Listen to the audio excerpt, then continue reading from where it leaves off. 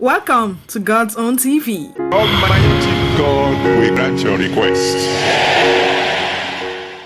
Popular gospel actor and filmmaker, Evangelist Bamiloye has sent words of caution as many continue to relocate abroad in search of greener pastures.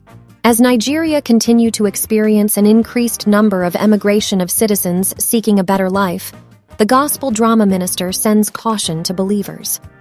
According to him, it is possible to leave the country in search of greener pastures and still suffer abroad. He noted that the key to abundance is never to relocate to a greener pasture when the Lord has not relocated you. In his words, wherever the Lord God has planted you is your greener pasture, because if the Lord is not with you in the most beautiful place on earth, it becomes a dry ground for you. I have seen a lot of children of God who escaped from their countries to greener pastures, suffering and managing seriously in the USA, in Europe, in Canada, in Australia, and in Asia.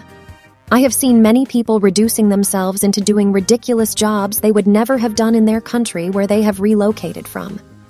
So according to him, the principal key to overflow and open door is giving God your last meal.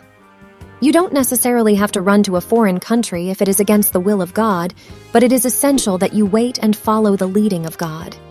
In his words, how can a child of God survive in a time like this? By giving to God your last meal, by sowing in the midst of famine, by giving to God in the time of lack, by paying your tithes or doubling your tithes and topping it up with fat offerings unto the Lord. The Lord God has been mindful of us all along. He has been mindful of our lack and inadequacies.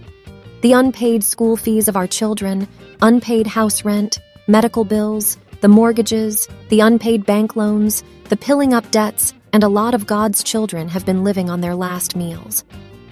Yet the Lord knows how to send us an Elijah who would lead us out of these predicaments.